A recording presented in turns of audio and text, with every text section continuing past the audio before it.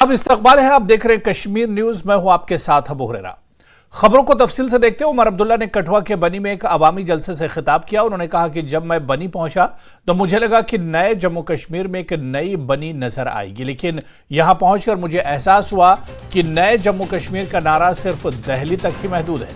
उन्होंने कहा कि मुझे याद है कि हमारे दौरे इख्तिदार में बनी में दहशतगर्दी थी या नहीं, और आज बनी से किश्तवाड़ तक, किश्तवाड़ से लेकर डोडा, रियासी, राजौरी और पुंछ तक दहशतगर्दी फैली हुई है। उमर अब्दुल्ला ने कहा कि जम्मू कश्मीर को बंदूकों और डर से आजाद कराने का दावा किया जा रहा है, लेकिन जमीनी सूरत हाल इसके बरक्स है।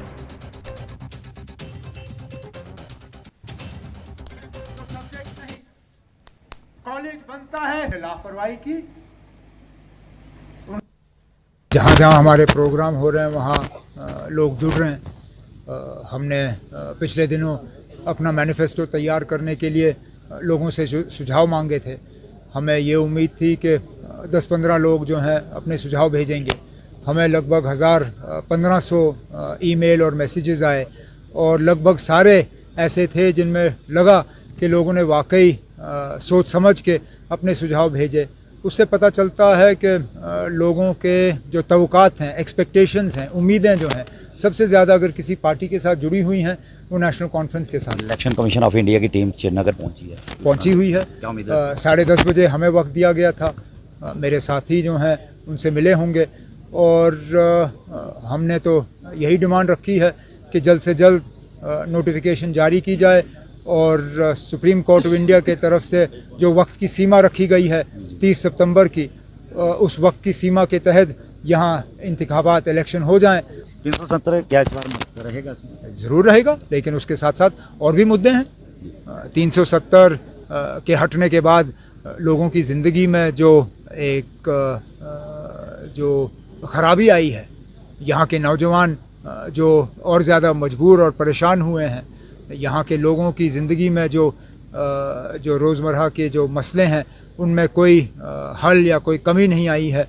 ये मसले होंगे बेरोज़गारी, पानी, बिजली, सड़क, सेहत, तालीम, ये सब चीज़ें जो हैं ये हमारे मसले होंगे। उमर अब्दुल्ला इस बार खुद चुनाव लड़ने जा रहे हैं। देखना, लड़ने का इरादा ना था ना है, लेकिन दबाव बहुत है। दबाव तंजीम की तरफ से दबाव बहुत है। बहुत बहुत शुक्रिया। हमारे साथ है उमर अब्दुल्ला जी, और उन्होंने कहा है कि 370 जो है वो भी एक अहम मुद्दा इस बार जो है चुनावों में रहेगा। बेरोजगारी भी एक इसमें अहम मुद्दा रहने वाला, और इस बार फिलहाल उन्होंने मन बनाया है कि वो चुनाव नहीं लड़ेंगे, लेकिन दबाव जो है कहीं ना कहीं उन पर बन रहा है। न्यूज़ 18 जम्मू कश्मीर के लिए बनी से चरणजीत सिंह। मरकजी हुकूमत वक्फ बोर्ड तरमीमी बिल आज लोकसभा में पेश करी। इस पर लोकसभा की बिजनेस एडवाइजरी कमेटी में बहस हुई। नेशनल कॉन्फ्रेंस लीडरान ने मरकजी हुकूमत की तरफ से लाए जाने वाले वक्फ तरमीमी बिल की मुखालफत की है। नेशनल कॉन्फ्रेंस के लीडर मियां अल्ताफ ने कहा कि इस बिल को जल्दबाजी में पास नहीं किया जाना चाहिए। उन्होंने बिल को सेलेक्ट कमेटी को भेजने की सिफारिश की है। मियां अल्ताफ ने कहा कि मुल्क में ऐसे बिलों से इंतशार पैदा होगा। उन्होंने कहा कि इस तरह के बिल पेश करके मुसलमानों में खदशात को जन्म दिया जा रहा है, और इस तरह के इक़दाम से मुसलमानों के जज्बात को ठेस पहुंचाई जा रही है। इस बिल में जो भी प्रावधान है, आर्टिकल 25 से लेकर के 30 तक किसी रिलीजियस बॉडी का जो फ्रीडम है उसमें कोई हस्तक्षेप नहीं किया जा रहा है, ना ही संविधान का किसी भी अनुच्छेद का इसमें उल्लंघन किया गया है। और अब सुप्रीम कोर्ट का एक केस का मैं हवाला देना चाहूंगा, Brahmachari versus state of West Bengal. इसमें सुप्रीम कोर्ट ने क्लियरली रिलीजियस डिनोमिनेशन के बारे में रूलिंग दिया गया है, और उस रूलिंग के तहत Waqf board doesn't fall within the purview of article 25 and 26 of the Constitution of India. दूसरा सर, इसमें हमने जो ब्रॉड बेस किया है, किसी का हक छीनना तो बात छोड़ दीजिए, जिनको हक नहीं मिला है उनको हक देने के लिए ये बिल लाया गया है। इसमें महिलाओं के लिए, बच्चों के लिए और मुसलमान समाज में जो पिछड़े हैं, जिसको आज तक कभी मौका नहीं मिला, जिसको दबा के रखा हुआ है, उनको जगह देने के लिए ये बिल लाया गया है। संविधान के कंकरेंस लिस्ट एंट्री नंबर 10 और 28 में आज के जो विषय हम लोग चर्चा कर रहे हैं वो एंट्री 10 और एंट्री 28 में ये कंकरेंस लिस्ट में है। इसलिए ये पूरा लेजिस्लेटिव कॉम्पिटेंस इस सदन के पास है, भारत सरकार के पास है इस सदन में ये बिल पेश करने का। अध्यक्ष महोदय जी, जैसे मैंने कहा है, सबका पॉइंट्स को मैंने नोट भी किया, बहुत अच्छी तरह से सबका कंसर्न को भी हमने नोट किया है। मैं बारी बारी से कहना चाहता हूं, सबसे पहले तो सर ये वक्फ अमेंडमेंट बिल ये पहली बार इस सदन में पेश नहीं किया गया है। अंग्रेजों के जमाने से लेकर के उससे पहले का लंबा इतिहास में मैं नहीं जाना चाहता हूं, लेकिन आजादी के बाद सबसे पहले ये एक्ट लाया गया है 1954 में, सबसे पहले ये एक्ट लाया गया था। उसके बाद कई अमेंडमेंट हुए सर, काफी अमेंडमेंट होने के बाद मैं पूरा इतिहास में नहीं जा रहा हूं, लेकिन जो अमेंडमेंट आज हम लाने जा रहे हैं इस सदन में वो वक्फ एक्ट 1995, जिसको 2013 में अमेंडमेंट ला करके इस पूरा जो वक्त का पर्पस, इंटेंशन और जिसके उम्मीद में लोगों का सालों तक था कि इस अमेंडमेंट जो लाया इससे कुछ फायदा मिलेगा, उसको उल्टा करके 2013 में ऐसा प्रावधान डाला गया था जिसके वजह से आज ये अमेंडमेंट लेकर के हमको यहाँ सदन में आना पड़ रहा है। मैं आपका बहुत मशकूर हूँ। ये बिल जो यहाँ पे लाई जा रही है और जिसको पास करने की कोशिश की जा रही है, इसके बारे में पूरे मुल्क में जो भी सेकुलर लोग हैं उनको खदशात हैं, ख़ास तौर पे जो मुस्लिम कम्युनिटी है उसको खदशात हैं। ये बात इस हाउस को सबसे, कोई भी किसी भी पार्टी का हो, उसको ये बात याद रखनी चाहिए कि हिंदुस्तान को अगर पूरी दुनिया में जाना जाता है वो अपने सेकुलरिज्म के लिए जाना जाता है, वो अपनी जमहूरियत के लिए जाना जाता है, वो आज़ाद अदलिया के लिए जाना जाता है, वो आज़ाद मीडिया के लिए जाना जाता है। आप इस तरह की बिलें लाके इस मुल्क का इमेज खराब कर रहे हैं।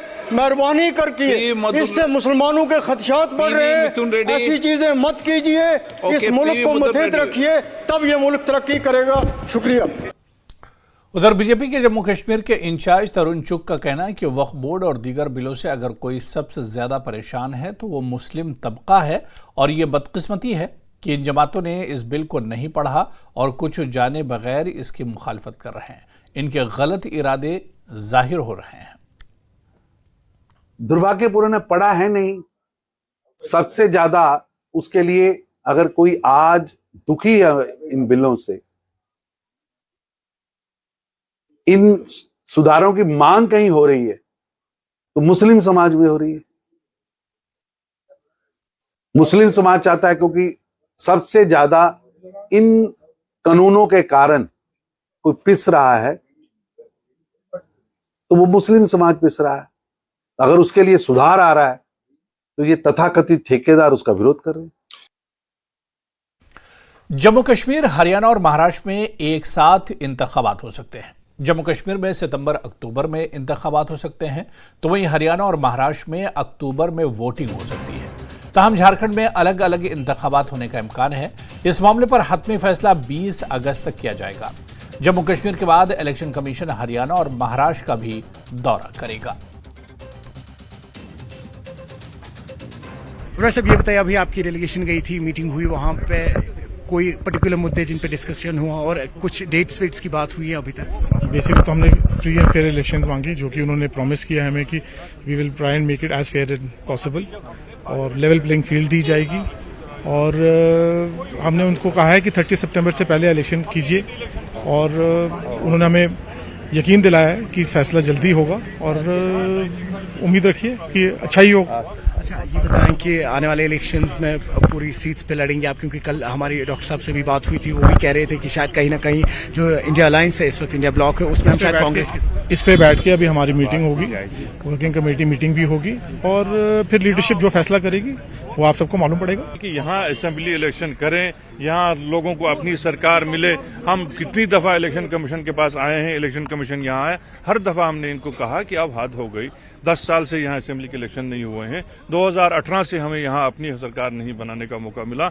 अब वो आप जो है कोई वजह नहीं है, क्योंकि अभी हाल ही में पार्लियामेंट के इलेक्शन भी हुए, उसके बाद कोई वजह नहीं है कि असेंबली के इलेक्शन नहीं कराए जा सकते। और हमें उम्मीद है कि इस दफा इलेक्शन कमीशन का जो एटीट्यूड लगा और उन्होंने जो हमें एश्योरेंस दिए, तो असेंबली इलेक्शन हमें जल्दी जो है इस रियासत में मिलेंगे। जम्मू कश्मीर में जल्दी ही असेंबली इंतखाबात होने वाले हैं। इलेक्शन कमीशन की टीम जम्मू कश्मीर के दौरे पर है।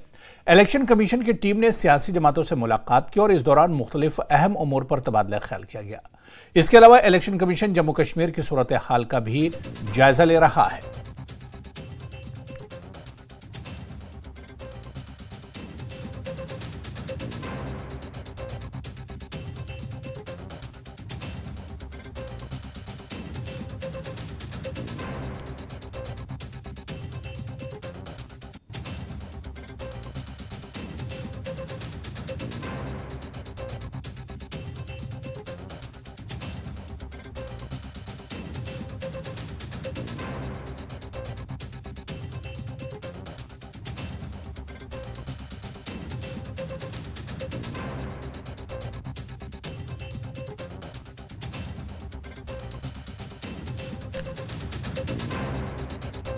Parties election commission of India की डेलीगेशन से एसकेसी से मिलकर बाहर आई हैं और सबका यूनानिमसली यही कहना है कि इलेक्शंस जो है जो पिछले 6.5 साल से कश्मीर में नहीं हो रहे हैं, अब कहीं ना कहीं उस डेमोक्रेटिक प्रोसेस में यहाँ के लोगों को हिस्सा लेने का मौका मिलेगा। जैसा कि आप जानते हैं कि इलेक्शन कमीशन ऑफ इंडिया कल जम्मू जाएंगे और वहाँ पे एक प्रेस कॉन्फ्रेंस होगी। अगर हम बात करें तो तमाम नजरें इस प्रेस कॉन्फ्रेंस पे गड़ी होंगी और न सिर्फ यहाँ के पॉलिटिकल पार्टीज की, बल्कि जो यहाँ के पॉपुलेशन है, जो यहाँ का पॉपुलेशन है, वो भी इस प्रेस कॉन्फ्रेंस का इंतजार करेंगे और कहीं ना कहीं इसी उम्मीद के साथ कि ये 6.5 साल से जिस असेंबली इलेक्शन से यहाँ के लोगों को वंचित किया जाएगा, अब इस डेमोक्रेटिक प्रोसेस में वो हिस्सा ले पाएंगे। न्यूज़ 18 के लिए जहांगीर अजीज के साथ में सरोज कफील।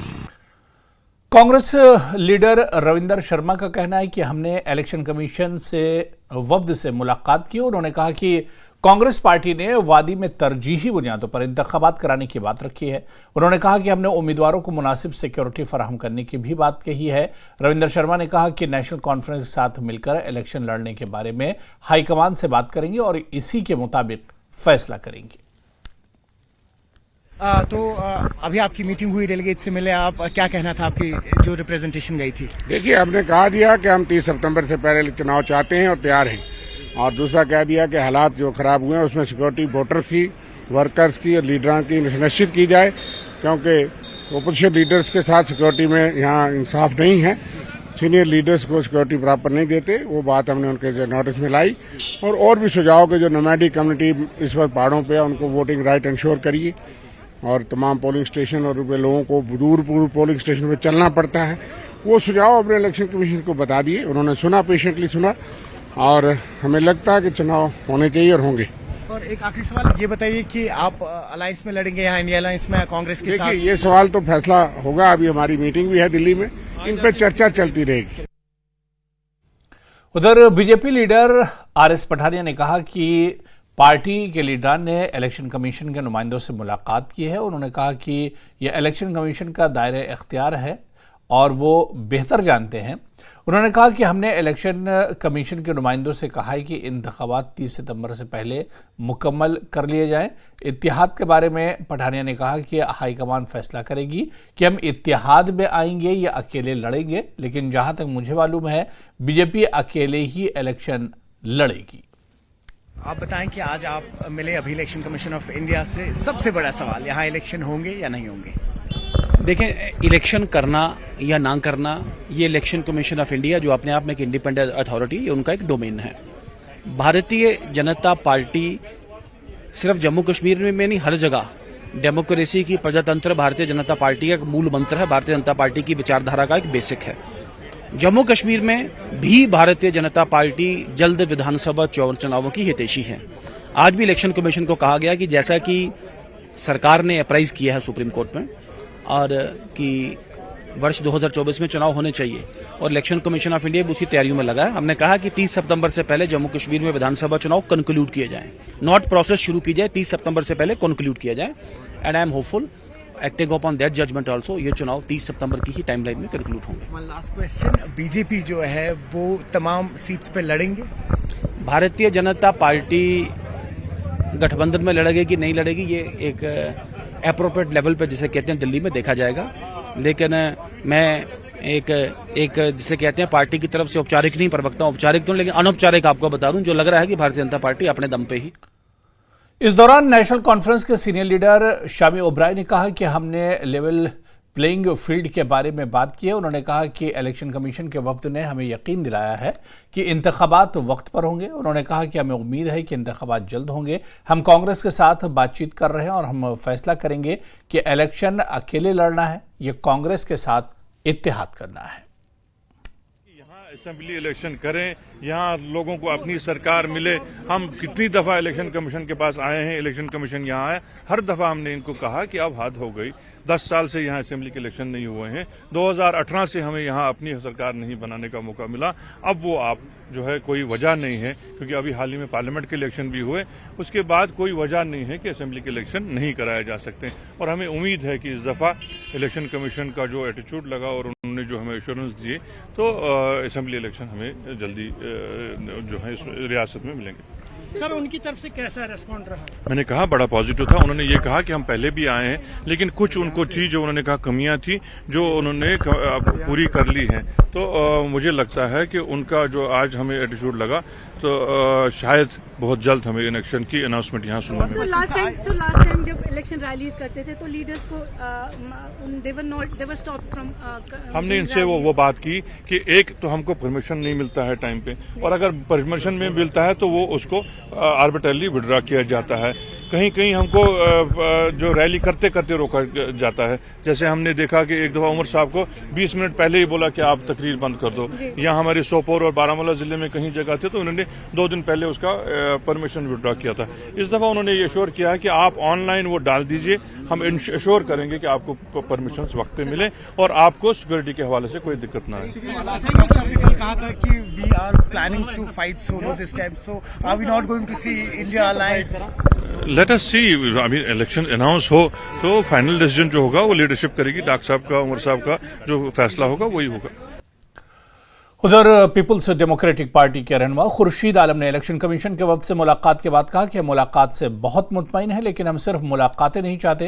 उन्होंने कहा कि हम अब इंतखाबात के नोटिफिकेशन चाहते हैं। उन्होंने कहा कि इलेक्शन कमीशन के वफ्द की जानिब से हमें यकीन दहानी कराई गई है कि इंतखाबात जल्द होंगे।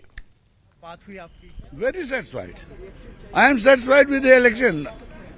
I will get satisfied with the notification. I have told the commission, I have submitted the commission. The only thing is that all we demand is not meetings. We demand election. We demand notification. And I hope, मैंने उनको कहा, मैं उम्मीद करता हूं कि ये हमारी आखिरी मुलाकात होगी रियासती असेंबली से पहले।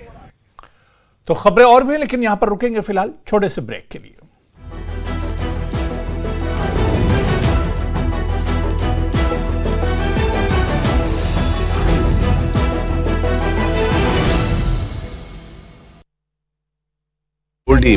विधानसभा चुनाव आयोग के दस्तावेजों से मिले संकेत।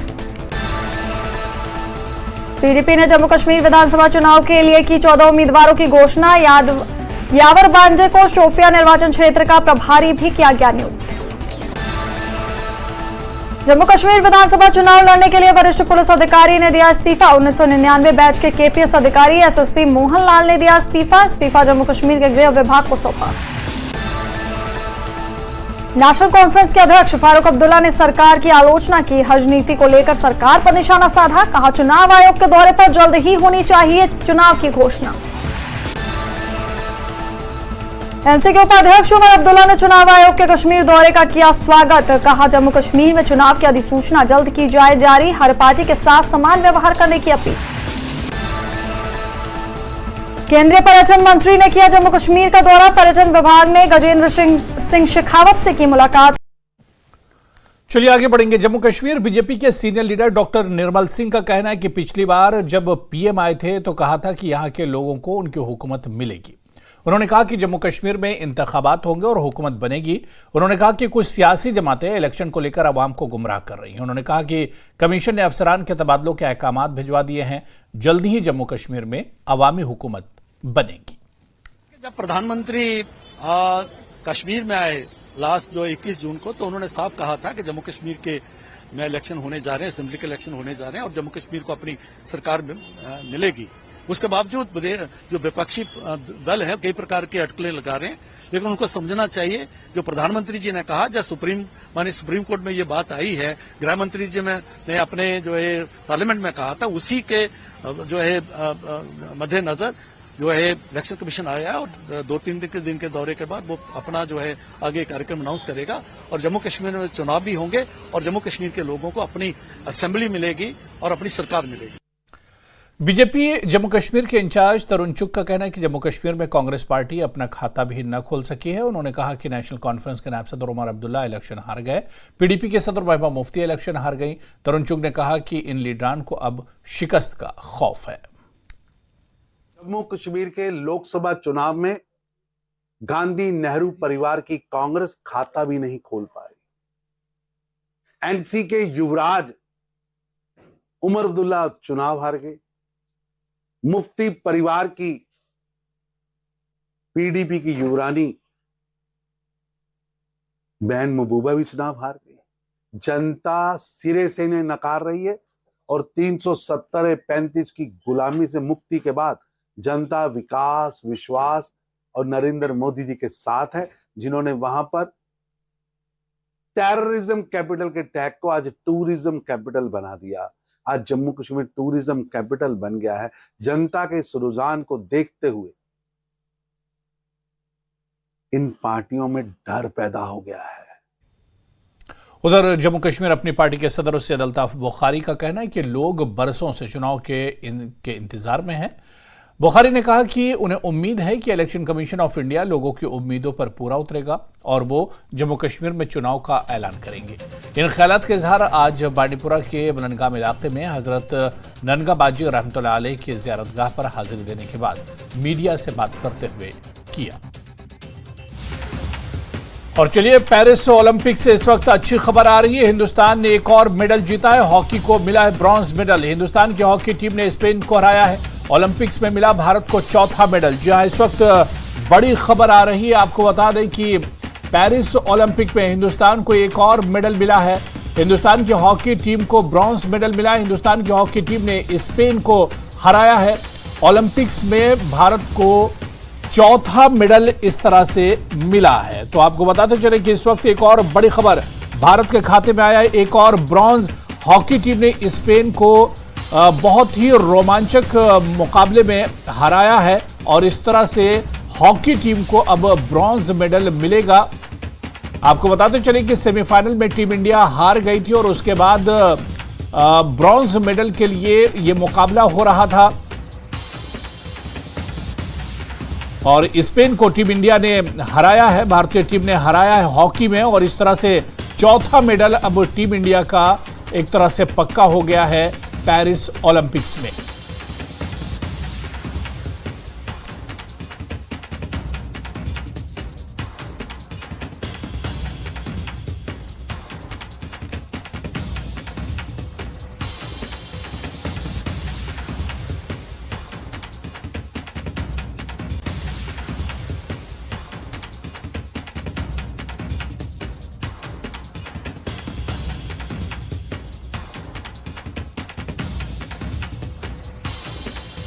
और फिलहाल छोटे से ब्रेक के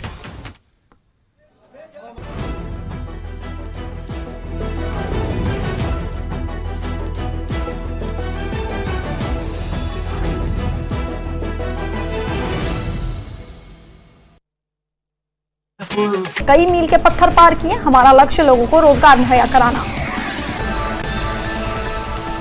भारी बारिश से राजौरी में हुआ भारी नुकसान। मकान गिरने से एक महिला और 2 गाय की हुई मौत। लोगों ने प्रशासन से प्रभावित परिवारों को सहायता देने की अपील की। बड़गाम के लोगों की लंबे समय से चली आ रही मांग हुई पूरी। नए अस्पताल में होंगे 125 बेड। आपातकालीन विभाग भी होगा मौजूद। चुनाव आयोग का प्रतिनिधिमंडल आज करेगा जम्मू कश्मीर का दौरा। कई सियासी दलों से करेगा मुलाकात। जम्मू कश्मीर के हालात की करेगा समीक्षा। वक्फ एक्ट में संशोधन की तैयारी में केंद्र सरकार। लोकसभा में पेश होगा बिल। कांग्रेस ने की बिल को स्टैंडिंग कमेटी में भेजने की मांग। शोपियां के अदीजान और आसपास के गांवों में भीषण ओलावृष्टि। तेज हवाओं के साथ हुई ओलावृष्टि से बागवानी को पहुंचा भारी नुकसान। सितंबर से नवंबर के बीच हो सकते हैं जम्मू कश्मीर में विधानसभा चुनाव। चुनाव आयोग के दस्तावेजों से मिले संकेत। जम्मू कश्मीर विधानसभा चुनाव की तैयारी। दिल्ली में राहुल गांधी की अध्यक्षता में जम्मू कश्मीर कांग्रेस की बैठक। जम्मू कश्मीर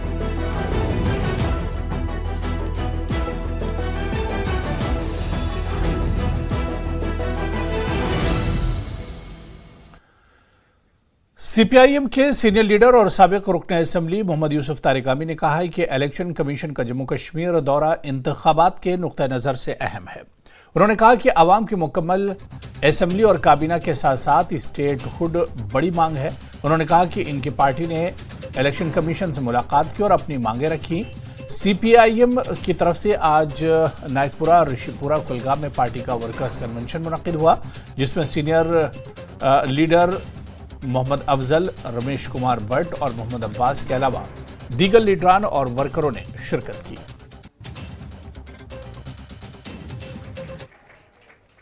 अब तालियां हम बजाए। 5 साल आज आप मिले, हमारा वफद मिला, सीपीएम का वफद मिला और पार्टियों के वफूद भी मिले। और हमने यही कहा जब पार्लियामेंट के चुनाव हुए तो असेंबली के चुनाव क्यों नहीं।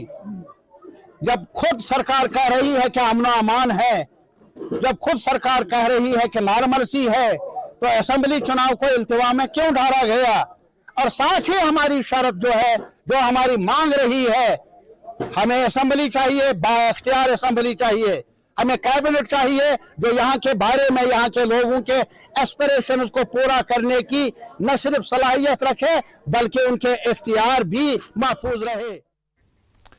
आगे बढ़ेंगे। बीजेपी के मंशूर कमेटी की जानिब से प्रेस कॉन्फ्रेंस का इनेकाद किया गया। सुनील शर्मा का कहना है कि बीजेपी हमेशा इलेक्शन के लिए तैयार है। उन्होंने कहा कि आवाम की शिकायत की बुनियाद पर मंशूर तैयार करेंगे।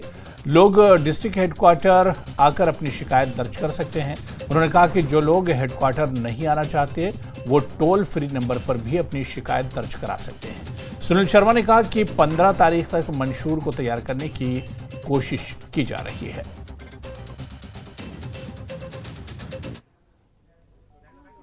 जनता को आह्वान करना चाहते हैं, गुजारिश करना चाहते हैं कि जो भारतीय जनता पार्टी का मकसद है, चाहे चुनाव हो, चुनाव में शिरकत करना, लेकिन चुनाव से पहले जो लोगों के कंसर्न्स हैं, जो लोगों के इश्यूज हैं, जो लोगों की समस्याएं हैं, जो लोगों की दुश्वारियां हैं, वो सब हमारे समक्ष रखें ताकि हम एक घोषणा पत्र बनाएं, ताकि हम मैनिफेस्टो बनाएं, कॉमन कंसेंसस इश्यूज पे बना के जो हम सरकार बनाने के बाद उन इश्यूज को रिजॉल्व करें। तो आपके चैनल्स के माध्यम से हम सारे कश्मीर के समस्त लोगों को आह्वान करना चाहते हैं, भारतीय जनता पार्टी की ये टीम आपके दरवाजे पे डिस्ट्रिक्ट हेडक्वार्टर्स पे आएगी।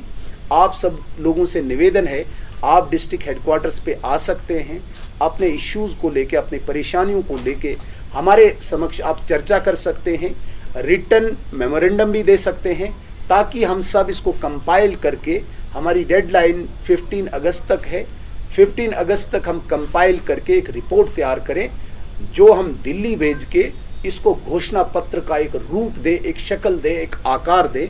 ये हमारा मकसद है। डेमोक्रेटिक प्रोग्रेसिव आज़ाद पार्टी के जनरल सेक्रेटरी अब्दुल मजीद वानी ने कहा कि लोगों को इलेक्शन कमीशन ऑफ इंडिया से बहुत से तवक्कुआत हैं। अब वक्त आ गया है कि लोगों को उनकी हुकूमत मिलनी चाहिए। उन्होंने कहा कि जम्मू कश्मीर में इंतखाबात का होना ज़रूरी है।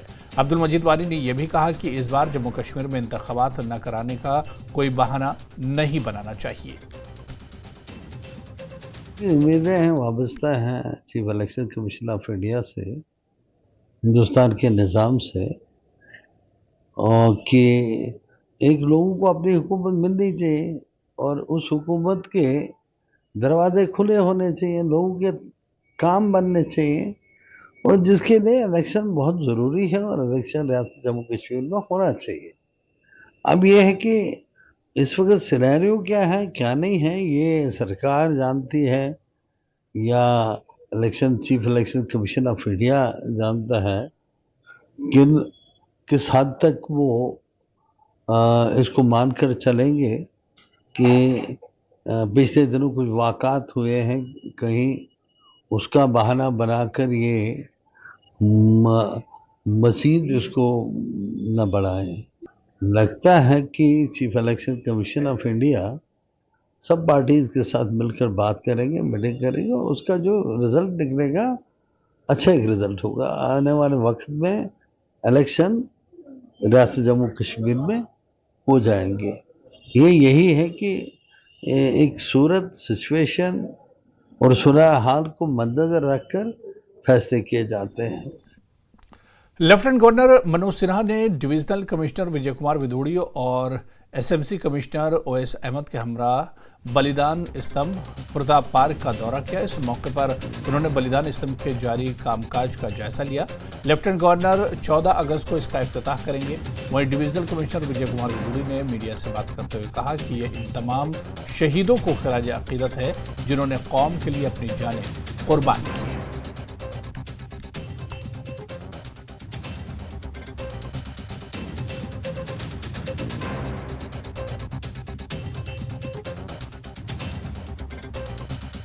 डे होता है, आप जानते ही हैं, पूरे देश के लिए, और यहाँ भी उसका पूरा उत्साह है। जैसा हमने पिछली बार देखा है, आप लोगों ने भी उसमें पूरा सहयोग दिया कि लोग कैसे बढ़ चढ़ के उसमें पार्टिसिपेट करने आए। जहाँ अभी हम खड़े हैं बलिदान स्तंभ, ये हमारी तरफ से उन सभी को श्रद्धांजलि है जिन्होंने अपने प्राणों की आहुति देके इस देश के लिए सर्वोच्च बलिदान दिया है। सभी की तरफ से अगेन, जैसे एलजी साहब की भी तरफ से, सीए साहब की तरफ से, डीजीपी, सभी सिक्योरिटी फोर्सेस की तरफ से और आम जनता की तरफ से आप सभी को मैं कहता हूं कि इस स्थान को भी 15 अगस्त के बाद आप जरूर विजिट करें और बच्चों को लेके आएं ताकि उन्हें पता चले कि आज़ादी और उसका क्या महत्व होता है।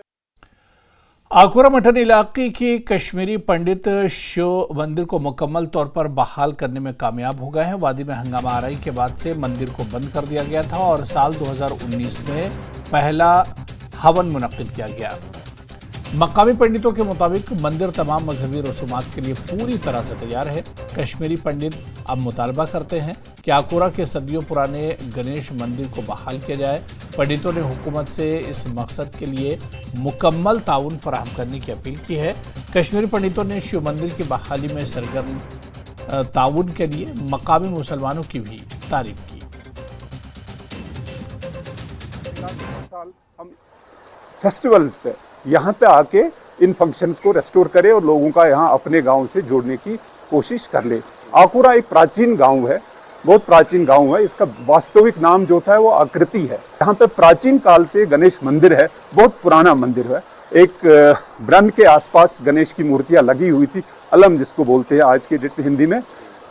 सहजराम जी थे जो करीब 100 साल पहले उनको माता के दर्शन हो गए। उन्होंने बताया कि आपका गणेश का मंदिर है लेकिन मैं भी वहीं पे रहती हूँ, तो आप मेरे लिए एक मंदिर का निर्माण करो। और सहजराम ने करीब 100-125 साल पहले वहाँ पर एक दुर्गा देवी की स्थापना की। एक बहुत प्राचीन लिंग था हमारा वहाँ पे, बट अनफॉर्चुनेटली उसको वहाँ मंदिर से निकाल के उसकी शायद चोरी हो गई, डकैती हो गई आज के डेट तक। हालांकि हमने सरकार से बहुत गुहार लगाई उस बारे में, लेकिन वो रेस्टोर नहीं हो पाई। हमारी कोशिश है कि वो मंदिर जो हमारा प्राचीन मंदिर है वो रेस्टोर हो जाए। वो काफ़ी डाइपलेटेड पोजीशन में है। आप ये जानते हैं कि वो इतना प्राचीन है कि उसके तीनों साइड से हमारे मुसलमान बरादरी के लोग रह रहे हैं, लेकिन हमारा मंदिर आज के डेट में भी वहाँ पे इंटैक्ट है बट डाइपलेटेड कंडीशन में है। डिप्टी कमिश्नर गांदरबल शामिर ने गांदरबल में सूफी बुजुर्ग सैयद कमरुद्दीन बुखारी के उर्स की तैयारियों का जायजा लेने के लिए अफसरान की मीटिंग तलब की। 12 अगस्त से शुरू होने वाले 6 रोज़ा तकरीब में मज़ार पर रात भर खुसूसी दुआओं का एहतमाम किया गया। शुरू में श्रद्धालुओं के लिए तमाम बुनियादी सहूलियात समेत दीगर इंतजामात को हतमी शक्ल देने के हवाले से तफसीली गुफ्तगू हुई। पुलिस और ट्रैफिक हुकाम को हिदायत की गई है कि वो मज़ार की तरफ जाने वाले रास्तों पर मुनासिब हिफाजती इंतजामात और ट्रैफिक के ज़ाब्तों को यकीनी बनाएं।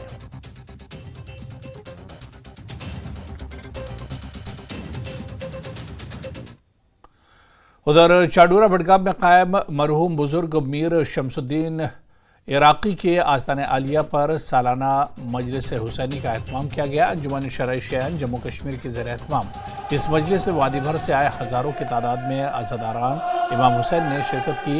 इस दौरान मरसा ख़्वानी मुनक़िद हुई और मसाइब अहले बैत ख़ासकर मसाइब इमाम हुसैन अलैहिस्सलाम का जिक्र किया गया। अज़ादारों ने इमाम हुसैन अलैहिस्सलाम और उनके साथियों की मैदान करबला में इस्लाम के तय पेश की गई कुर्बानी को याद किया और इन पर हुए मजालिम पर मातम किया। इस दौरान इराक के करबला में कायम हज़रत इमाम हुसैन के भाई हज़रत अब्बास के रोज़े मुबारक के खादिम भी मौजूद रहे, जिन्होंने अज़ादारों से भी बात की। मजलिस के आखिर में अंजुमन के सदर आगा सैयद हसन ने फ़लसफ़ा शहादत इमाम हुसैन अलैहिस्सलाम बयान किया और कहा कि हुसैन अलैहिस्सलाम हक़ सिखाते हैं और हक़ पर रहना मतलब अल्लाह की राह में चलना है।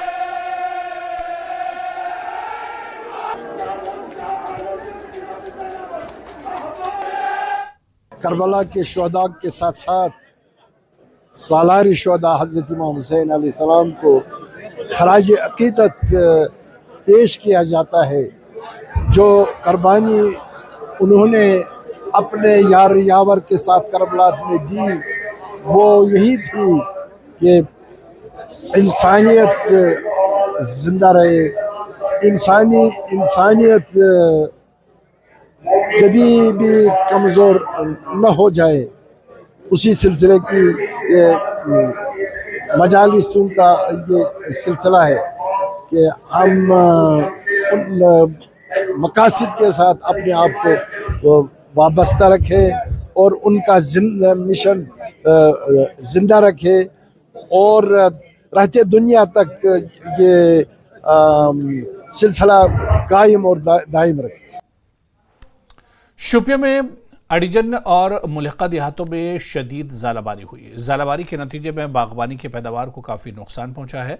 इस मुख्तसर शदीद तूफ़ान ने फसलों पर तबाही मचा दी। अगरचे नुकसान की मुकम्मल हद का तयन होना बाकी है, लेकिन मकामी किसानों को काफ़ी नुकसान का खदशा है। डायरेक्टर ऑफ हार्टिकल्चर कश्मीर ने ज़ालाबारी से हुए नुकसान का जायज़ा लेने के लिए मुतासरा इलाकों का दौरा किया। उन्होंने किसानों को मज़ीद नुकसान को कम करने के लिए मुख्तलिफ किस्म के स्प्रे करने का भी मशवरा दिया।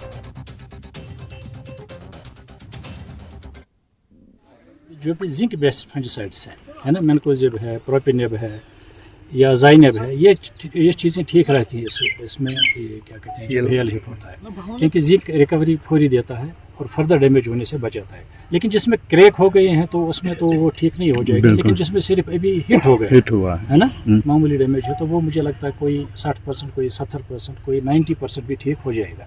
और इस हेल हिट एरिया में रंग जल्दी चढ़ता है, तो इसमें जो बाकी इलाकों से 10-20 दिन पहले ही इनका रंग चढ़ेगा। फर्दर डैमेज होने से बचाने के लिए डिपार्टमेंट के जो यहाँ पर हैं अमला, उनसे राब्ता कायम करना चाहिए, हमसे भी राब्ता कायम करना चाहिए, ताकि और डैमेज ना हो जाए। और जितना भी बचा है इसको बचाने की ज़रूरत है।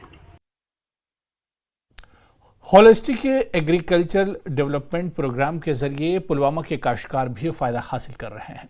ज़िला पुलवामा के टाहब इलाके में फारूक अहमद नामी किसान ने इस प्रोग्राम के तहत हाईटेक पॉली हाउस की तामीर करके सब्जियों की काश्त को मुनाफा बख्श कारोबार बनाया है। मरकजी हुकूमत ने 5 साल के लिए HADP प्रोग्राम जम्मू कश्मीर की यूटी में शुरू किया है, जिससे किसानों को काफ़ी फ़ायदा हासिल हो रहा है।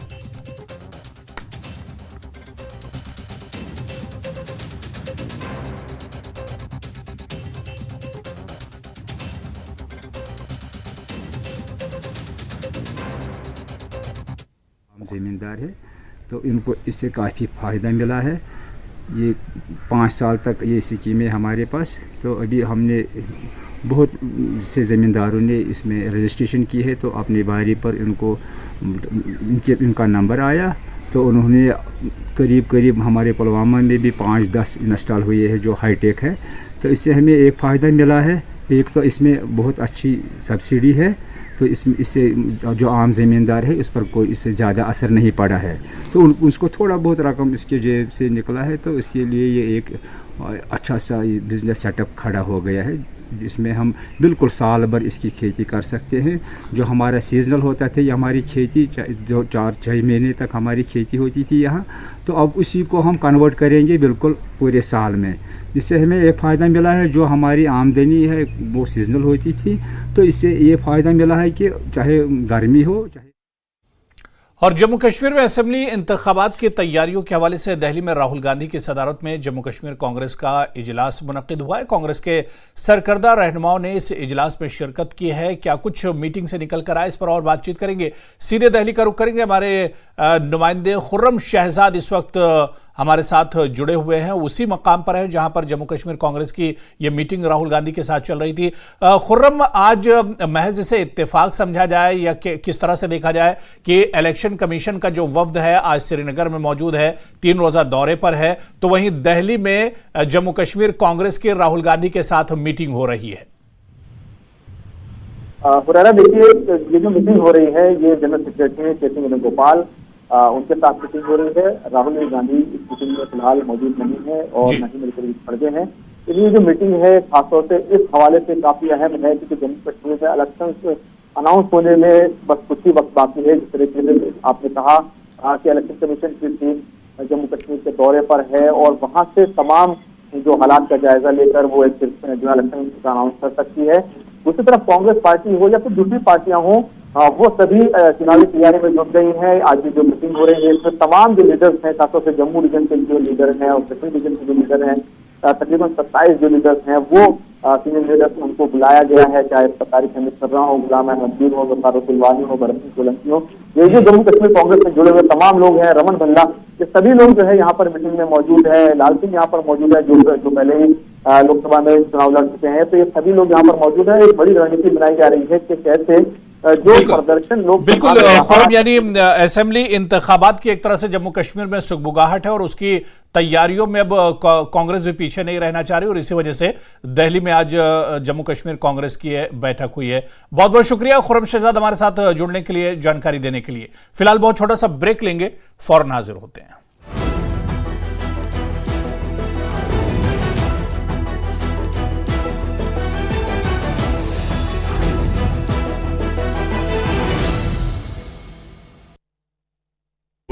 कांग्रेस नेता बैठक में होंगे शामिल। राजौरी के जलोगरा में चोरी की घटना, अज्ञात चोरों ने दुकान का ताला तोड़कर की चोरी, लाखों का सामान चोरी, नकदी और अन्य कीमती सामान ले हुए चोर। क्षेत्रीय दलों ने चुनाव आयोग के दौरे पर दी प्रतिक्रिया, चुनाव की घोषणा की उम्मीद में एनसी और पीजीपी की हुई जीत, कहा कि सुप्रीम कोर्ट ने विधानसभा चुनाव के लिए डेडलाइन भी दे दी, शहरी स्थानीय निकायों के चुनाव के लिए भी तैयार। जम्मू कश्मीर में सितंबर से नवंबर के बीच हो सकता है विधानसभा चुनाव, चुनाव आयोग के दस्तावेजों से मिले संकेत। पीडीपी ने जम्मू कश्मीर विधानसभा चुनाव के लिए की 14 उम्मीदवारों की घोषणा, यावर बांजे को शोपियां निर्वाचन क्षेत्र का प्रभारी भी किया गया नियुक्त। जम्मू कश्मीर विधानसभा चुनाव लड़ने के लिए वरिष्ठ पुलिस अधिकारी ने दिया इस्तीफा, 1999 बैच के केपीएस अधिकारी एसएसपी मोहन लाल ने दिया इस्तीफा जम्मू कश्मीर के गृह विभाग को सौंपा। नेशनल कॉन्फ्रेंस के अध्यक्ष फारूक अब्दुल्ला ने सरकार की आलोचना की, हज नीति को लेकर सरकार पर निशाना साधा, कहा चुनाव आयोग के दौरे पर जल्द ही होनी चाहिए चुनाव की घोषणा। एनसी के उपाध्यक्ष उमर अब्दुल्ला ने चुनाव आयोग के कश्मीर दौरे का किया स्वागत, कहा जम्मू कश्मीर में चुनाव की अधिसूचना जल्द की जाए जारी, हर पार्टी के साथ समान व्यवहार करने की अपील। केंद्रीय पर्यटन मंत्री ने किया जम्मू कश्मीर का दौरा, पर्यटन विभाग में गजेंद्र सिंह शेखावत से की मुलाकात, कहा जम्मू कश्मीर ने कई मील के पत्थर पार किए, हमारा लक्ष्य लोगों को रोजगार मुहैया कराना। भारी बारिश से राजौरी में हुआ भारी नुकसान, मकान गिरने से एक महिला और 2 गाय की हुई मौत, लोगों ने प्रशासन से प्रभावित परिवारों को सहायता देने की अपील की। बड़गाम के लोगों की लंबे समय से चली आ रही मांग हुई पूरी, नए अस्पताल में होंगे 125 बेड, आपातकालीन विभाग भी होगा मौजूद। चुनाव आयोग का प्रतिनिधिमंडल आज करेगा जम्मू कश्मीर का दौरा, कई सियासी दलों से करेगा मुलाकात, जम्मू कश्मीर के हालात की करेगा समीक्षा।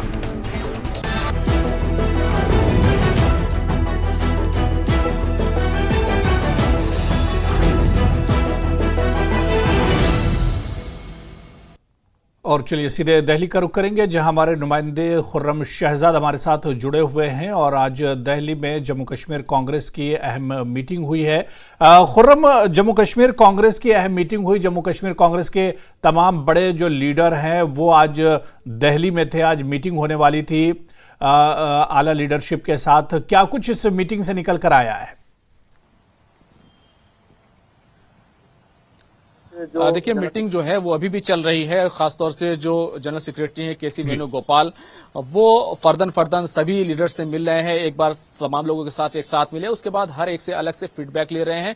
लेकिन आज की जो मीटिंग का जो सबसे बड़ा सवाल था वो ये था कि आखिर जब इलेक्शन कमीशन जम्मू कश्मीर के दौरे पर है और हालात का जायजा लेने के बाद वो इंतखाबात का ऐलान कर सकता है, असेंबली इंतखाबात की तारीखों का ऐलान हो सकता है। ऐसे में कांग्रेस की रणनीति क्या होगी? जब नेशनल कॉन्फ्रेंस, पीडीपी, तमाम लोग तैयारियों में जुटे हुए हैं, तमाम पार्टियां तैयारियों में जुटी हैं, भारतीय जनता पार्टी से लेकर तमाम जो पार्टियां हैं वो कहीं ना कहीं अपनी जो चुनावी तैयारियां हैं, इलेक्शंस की तैयारियां हैं, उनको आखिरी रूप दे रही हैं। ऐसे में बड़ा सवाल यह था कि कांग्रेस की पार्टी क्या 90 सीटों पर चुनाव लड़ेगी, क्या वो इत्तेहाद में जाएगी, और मैनिफेस्टो जिस तरीके से तैयार हो रहा है उसमें कौन कौन से इश्यूज रखे जाएंगे। और उससे भी बड़ा सवाल यह है कि आखिर जमीनी सतह पर आखिर कांग्रेस पार्टी की पोजीशन क्या है, वो कितनी सीटों पर दावा कर सकती है। अगर नेशनल कॉन्फ्रेंस के साथ इत्तेहाद होता है, पीडीपी के साथ इत्तेहाद होता है, तो कितनी सीटों पर वो दावा कर सकती है। क्या वो अकेले इंतखाबात अगर लड़ेगी तो क्या उसकी क्या पोजीशन होगी, क्या वो सरकार बनाने क्या की पोजीशन में है। ये तमाम बड़े सवाल हैं जिनको लेकर के आज हिकमत अमली और रणनीति बनाई जा रही है। अभी तक की जो खबर सामने आई है उसमें यह है कि कांग्रेस पार्टी 90 सीटों पर अपने तंजीम को जरूर मजबूत कर रही है, लेकिन लहजा नरम हुआ है, क्योंकि आपने देखा कि जिस तरीके से नेशनल कॉन्फ्रेंस की तरफ से कहा गया कि वो अकेले इंतखाबात लड़ना चाहते हैं, पीडीपी की तरफ से पहले एक लिस्ट जारी की गई, फिर उस पर सफाइयां दी जाती रही। अब कांग्रेस पार्टी की तरफ से कहा जा रहा है कि उनका दिल खुला है, चाहे इंडिया अलायंस में जो पार्टियां थी, खासतौर से पीडीपी जिस तरीके से लोकसभा में अलग हो गई थी, पीडीपी, नेशनल कॉन्फ्रेंस और कांग्रेस पार्टी उनके लिए दिल खुला है। और अगर हमें बावकार तरीके से सीटें दी जाएंगी तो हम तैयार हो सकते हैं। लेकिन फिलहाल ये तमाम चीजें बाद में तय होगी। अभी फीडबैक लिया जा रहा है किस सीट पर क्या पोजीशन है, कांग्रेस पार्टी किस हद तक जा सकती है। ये तमाम हिकमत अमली तैयार हो रही है और साथ ही साथ कांग्रेस पार्टी बहुत गौर से देख रही है कि किस तरीके से इलेक्शन कमीशन की जो टीम जम्मू कश्मीर के दौरे पर है, वो चाहती है कि वहां से वो कुछ इंदिया देकर आए, कोई इशारा दे वहां पर, और जिससे कि इंतखाबात का ऐलान हो सके, चुनाव को मुलतवी न किया जाए। ये तमाम बातें जो है यहां पर की जा रही है। तो कुलहुरारा एक बड़ी हिकमत अमली यहां से तैयार हो रही है। आज की मीटिंग में राहुल गांधी शामिल नहीं है, केसी वेणुगोपाल ले रहे हैं मीटिंग। 10 तारीख तक जो खबर है, 10 तारीख तक जो मैनिफेस्टो की रिपोर्ट है वो रिपोर्ट फाइनल की जाएगी और उसके बाद जो है मैनिफेस्टो तैयार किया जाएगा। बिल्कुल खुर्रम, जिस तरह से आपने खुद जिक्र किया कि इलेक्शन कमीशन का वफ्द जम्मू कश्मीर के दौरे पर है और अब कहीं ना कहीं इस तरह के इशारे भी मिलने लगे हैं कि बहुत जल्द जम्मू कश्मीर में असेंबली के इंतखाबात होंगे, तो अब कांग्रेस भी तैयारियों में पीछे रहना नहीं चाह रही और यही वजह है कि कम वक्त मिलेगा। अगर इलेक्शन कमीशन की तरफ से खुर्रम चुनाव की तारीखों का ऐलान किया जाता है तो बहुत कम वक्त मिलेगा और ऐसे में कांग्रेस भी अब तैयारियों में पीछे नहीं रहना चाह रही है।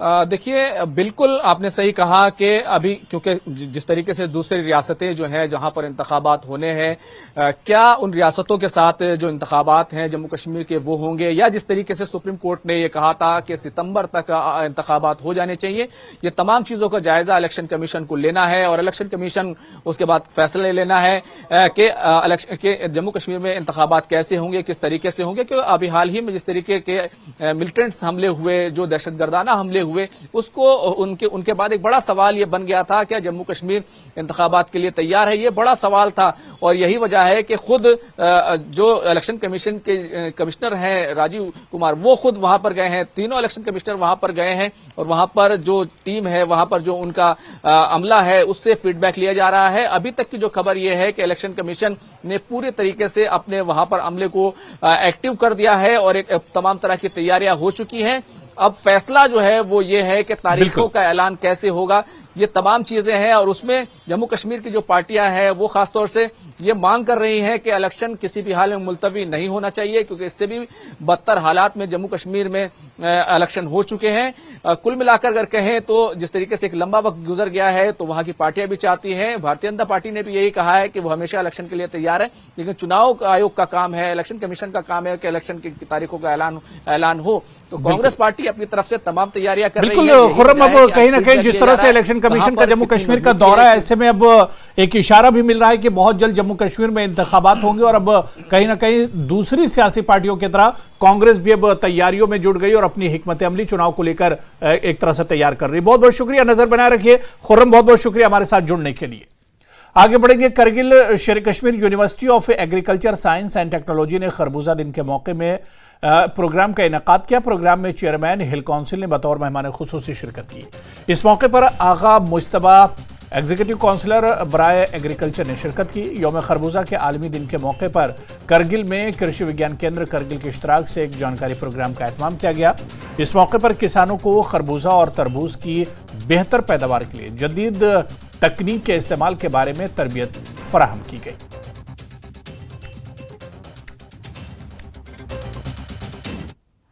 ऐसे कामयाब हुए कि इसमें कम खर्चे में करने का, अदरवाइज आपका टेक्नोलॉजी कुछ होती है जिसमें आपका खर्चा बहुत है। जैसे आपका ग्रीन हाउस है, ग्रीन हाउस बनाना और ग्रीन हाउस के अंदर बहुत सारे प्रॉब्लम्स भी आ जाता है। इन सब को साइड में रखकर इतना आगे करके करना, ये कामयाब होना मुझे भी बहुत खुशी है।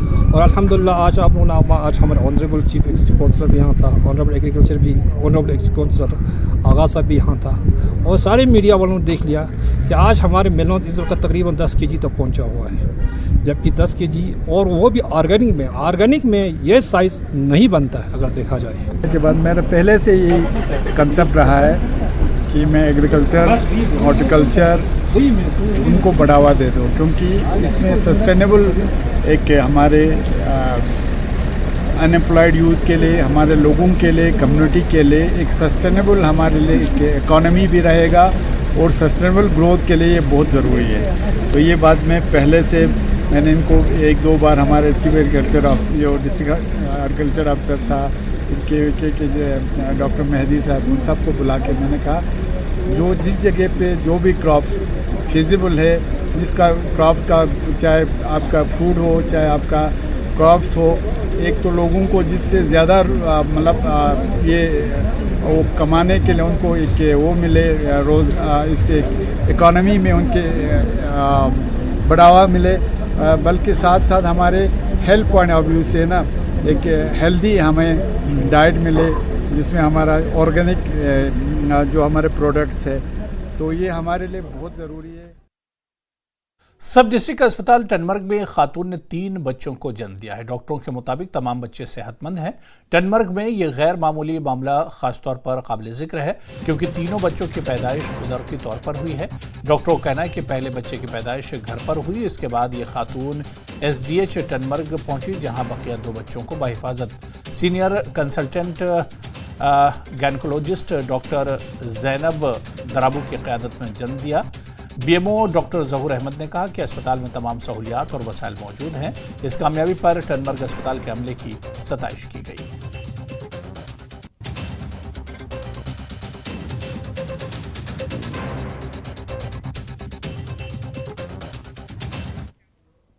तो चलिए, इस बुलेटिन में अभी फिलहाल इतना ही। आदाब।